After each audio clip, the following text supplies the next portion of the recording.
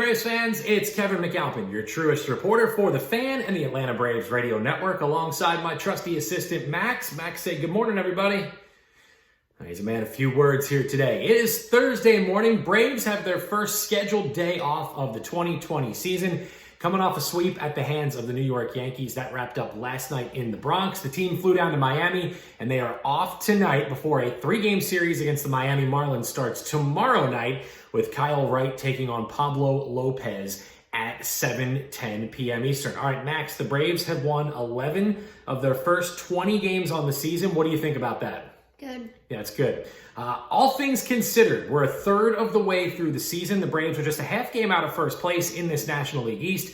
And when you look at the scope of the division, some surprises here in the early going. First and foremost, the Washington Nationals. Of course, they've been a little banged up in their rotation. Steven Strasburg's been hurt with that hand injury. Max Scherzer's back has been a little bothersome for the Washington Nationals. That's a different looking lineup without the services of Anthony Rendon. So we'll see what happens in the final 40 games for the defending World Series champions. Again, they have their issues on the mound, much like the Atlanta Braves. Speaking of pitching issues, the New York Mets, they are already without Noah Syndergaard. We knew that. His season was done before it started with an elbow issue. And now, of course, Marcus Stroman out of the picture as well. And he has opted out of the season, and Yoenis Cespedes has also opted out. So some concerns when it comes to the New York Mets. Oh, by the way, speaking of teams that have pitching issues, the Philadelphia Phillies, when you look at their bullpen, I mean, just the definition of a dumpster fire right now in Philadelphia, they've got a lot of issues they need to work out as well. And of course, the Marlins are a team that is improved offensively with guys like Aguilar and VR and Dickerson and Brian Anderson swinging a bat well.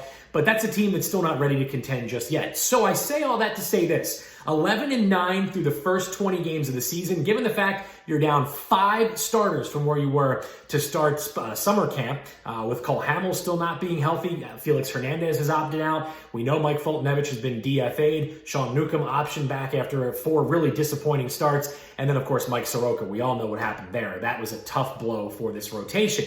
But again, all things considered, 11-9, you didn't have your 2 starting catchers the first road trip of the season. Your rotation has been a revolving door right now. You're still trying to find consistency there. And oh, by the way, Ozzie Albies and Matt Adams have missed a week, and Ronald Acuna Jr. will not be available for this weekend in Miami. So while it seems like there's a lot of negativity surrounding the Braves, they're a half game out of first place. So there's still a lot to be excited about here in the final 2/3 of the regular season. Isn't that right, Max? Mm-hmm. Am I boring you?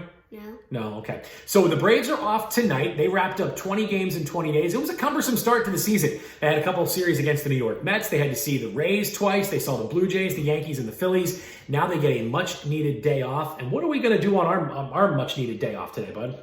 Go into the batting cage. We're going to go to the batting cage, and then where are we going to go this afternoon?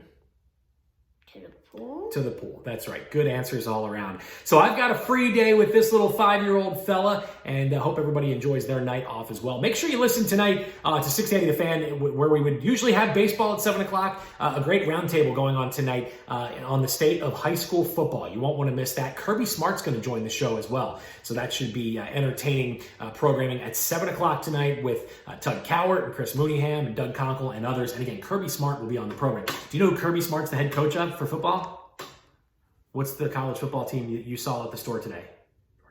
Georgia. That's right. He's the head coach of the Georgia Bulldogs. So we'll get a good look at college football tonight. No baseball tonight. We're back at you tomorrow night. Braves and the Marlins. And we'll have a preview of that series and that contest tomorrow right here on 680thefan.com. Have a great Thursday, everybody. Bye. Bye.